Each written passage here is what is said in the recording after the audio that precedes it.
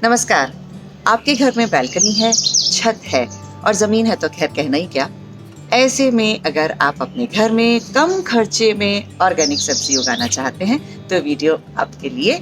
जरूरत पैसे की नहीं है, ज्यादा जरूरत है आपकी इच्छा, आपके समय और आपकी मेहनत की। तो आइए हम अमलान में आज सब्जियां उगाते हैं। मैं हूं Anjana, welcome to Amlan. Economic और लो बजट किचन गार्डनिंग के जिन खास मुद्दों पर आज हम बात करेंगे। कंटेनर कैसा हो, मिट्टी कैसी हो, बीज कहाँ से कैसे लाएं और कीटाणुओं से किस तरीके से हम अपने पौधों का बचाव करें, और भी कुछ छोटे मोटे मुद्दे। लेकिन सबसे जरूरी है कंटेनर। आमतौर पर यह दिक्कत होती है कि कंटेनर्स ही हम इतने महंगे ले लेते हैं, उनको स्टैंड्स पे रख लेते हैं और फिर हम कहते हैं कि किचन गार्डनिंग तो बहुत महंगी है। लेकिन अगर आप छत पे उगा रहे हैं तो मेरा ये जो पीछे आप एरिया देख रहे हैं, यह हार्डली 20 फीट बाय 20 फीट का है और इसमें सभी सब्जियां उगी हुई हैं जिन्हें मैं अभी आपको दिखाऊंगी। जहां तक किसी भी कंटेनर की बात है जिसमें आपको उगाना है, सबसे अच्छा होता है ऐसे में किसी कबाड़ी को दोस्त बना के रखना। सभी कबाड़ी हमारे बहुत अच्छे दोस्त हैं। देखिए, हमारे घर का कबाड़ भी ले जाते हैं, बदले में पैसे भी दे जाते हैं। On the other hand society के लिए वो इस सारे मटेरियल को सेग्रीगेट करते हैं, रिसाइकिल करवाते हैं, तो कितनी मदद करते हैं सोसाइटी की। तो मेरे जो दोस्त हैं उनमें कुछ कबाड़ी भी हैं, वो मुझे ये सब चीजें ला करके देते हैं जो भी फेंक दी जाती है। कई बाथ टब्स होते हैं, कई क्रेट्स होती हैं, कई इस किस्म के कंटेनर्स होते हैं जो टूट गए नीचे से लेकिन हमारी गार्डनिंग के लिए परफेक्ट हैं। उनमें भी मेरे पास ये एक कूलर के नीचे का टब है, उसमें भी मैंने कुछ उगा रखा है। देखिए, मेरे वॉश बेसिन में पुदीना उगा हुआ है। ये बाथ टब्स में सभी बेलें उगी हुई हैं। इस बाथ टब में देखिए भिंडी उग रही है, कितनी खूबसूरत भिंडियां। अभी छोटे छोटे से पौधे हैं लेकिन अभी से एक बार भिंडी उतर चुकी है और ये दूसरी बार फिर बनने को तैयार है। गोल टब में मेरे पास सभी बेलें हैं।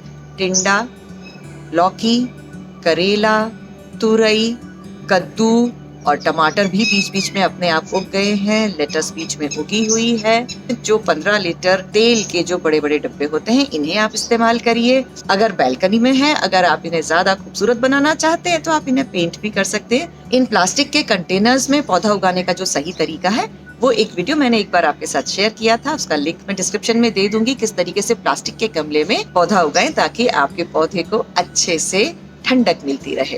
या कई लोहे के पेंट के डिब्बे होते हैं, उन्हें भी ऊपर से काट के उन्हें पेंट करके बैल्कनी में रखेंगे तो वो भी बहुत अच्छे लगेंगे। इस तरीके से कंटेनर बहुत सस्ते अरेंज कीजिए और इससे आप दो फायदे कर रहे हैं। आपको भी सस्ता कंटेनर मिल रहा है, कबाड़ी की भी मेहनत बच गई, वो लेकर कहीं जाता वो आपको यहीं दे जाएगा।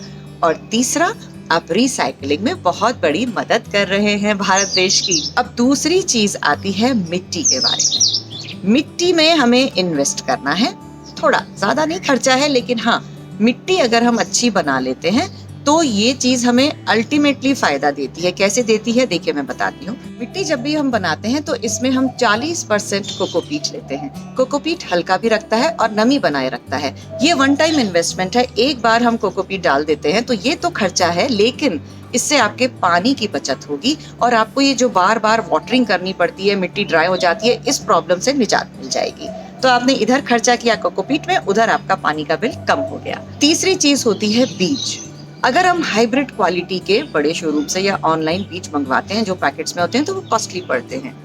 आप अपने एरिया में देसी बीजों की खोज करिए। आमतौर पर जहाँ सब्जी मंडी होती है आपके शहर में, उसके आसपास कहीं ना कहीं खाद बीज की दुकानें होती हैं और वो किलो के रेट से बीज देते हैं। तो आपके लिए छोटे छोटे पैकेट्स में बीज काफी हैं और ये मुश्किल से 10 से 20 रुपए में आपको ये मिल जाते हैं। अब इन बीजों का फायदा ये है, नंबर 1, आपको ये बहुत सस्ते मिले हैं।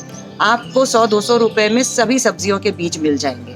दूसरी बात ये होती है कि ये आपके देसी बीज हैं, आपके लोकल वहीं के प्लांट से निकाले हुए बीज हैं, तो उनकी जर्मिनेशन रेट, उनके प्लांट की स्ट्रेंथ आपके एरिया के अकॉर्डिंग रहती है। इसीलिए उसकी पैदावार भले ही हाइब्रिड से कम होगी, लेकिन आपका प्लांट जो है वो ज्यादा स्ट्रॉन्ग रहेगा क्योंकि वो आपके एनवायरनमेंट का आदी है। इनका ख्याल थोड़ा कम रखना पड़ता है, ये इस माहौल से जूझ लेते हैं।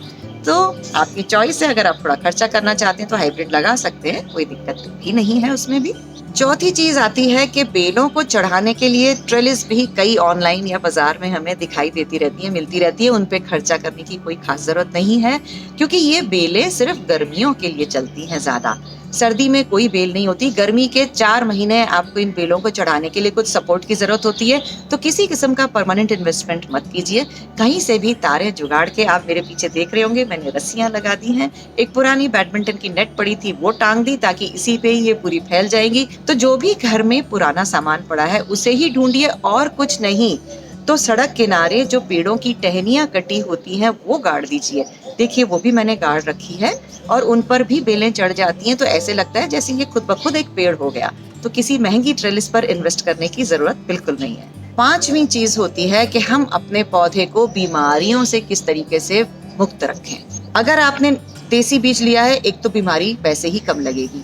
दूसरा, 2-3 चीजों का आप इस्तेमाल हमेशा करते रहें अपने पौधों पर, तो बीमारियां नहीं लगेगी। उनमें है सबसे पहले नंबर पर नीम ऑयल स्प्रे।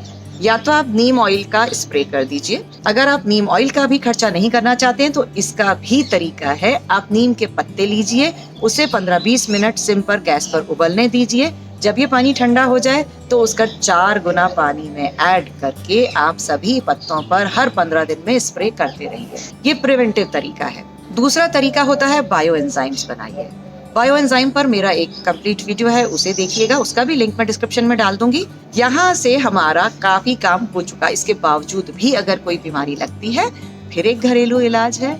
लहसुन और मिर्ची के पानी को 10 गुना पानी के साथ डाइल्यूट करके उसका स्प्रे कर दीजिए। तो इस तरीके से हमें किसी किस्म का कोई हमें इंसेक्टिसाइड, पेस्टिसाइड खरीदने की खास जरूरत नहीं है, अगर आप ये सब चीजों को फॉलो करते हैं। छठी चीज आती है जो आम तौर पर कमेंट्स में दिखाई दे जाती है कि फूल आता है लेकिन फल नहीं बनता। तो उसकी मेजर प्रॉब्लम है कि पॉलिनेटर्स की कमी हो गई है। इतने सारे कंस्ट्रक्शन के साथ हमने पेड़ काट लिए, चिड़ियाओं तितलियों के घर छीन लिए, तो पॉलिनेशन कहाँ से होगा? ना मधुमक्खियां हैं, ना तितलियां हैं, ना चिड़ियाएं हैं, ना कोई और इंसेक्ट्स हैं जो पॉलिनेट करें। तो अब हमें आर्टिफिशियली पॉलिनेट करना पड़ता है। आर्टिफिशियल पॉलिनेशन का मतलब है कि आप ईयरबड लेकर के मेल फीमेल फ्लावर्स में इस तरीके से पॉलिनेट करते जाइए, और या फिर नेचुरल एनवायरनमेंट क्रिएट कीजिए। आसपास बहुत सारे फूल लगाइए, खास तौर से पीले फूल लगाइए, तो उन पे ऐसे इंसेक्ट्स या तितलियां अट्रैक्ट होती हैं और वो अपने आप पॉलिनेट कर देती है। फिर आपको आर्टिफिशियली पॉलिनेट करने की जरूरत नहीं पड़ती है। और आखिरी टिप है, कभी भी ओवर वाटर ना करें। आप अपने अपने एरिया के माहौल को पहचानिए, मिट्टी को देखिए। इसमें ये कहना पॉसिबल नहीं है कि आप इतने दिन के बाद पानी दीजिए। जिस भी कंटेनर में आपको 1 इंच मिट्टी सूखी दिख रही है उसी में पानी दीजिए। अगर दूसरे कंटेनर उस समय गीले हैं तो उसमें पानी देने की जरूरत नहीं है। ओवर वाटरिंग से जड़ें भी गलती हैं, ओवर वाटरिंग से आपके फूल भी गिर जाते हैं, तो फल कैसे बनेगा? तो इसीलिए इन सब चीजों का ध्यान रखिए और आराम से अपने खेती को एंजॉय कीजिए। कोई खर्चा नहीं होता है, यकीन मानिए। ये मेरी खुद की प्रैक्टिकली लगाई हुई छत है जिसमें मैंने बहुत खर्चा नहीं किया। मैं खर्चे में बिलीव भी नहीं करती हूँ। इसीलिए मेरे साथ गार्डनिंग करते रहिए और अपनी सब्जियां उगा करके, चाहे जितनी भी उगे, एक खुशी का आनंद तो होता ही है। जुड़े रहिएगा अमलान बाग के साथ और इस वीडियो को कर दीजिए लाइक, शेयर और अमलान बाग को सब्सक्राइब कर ही दीजिए। नमस्कार।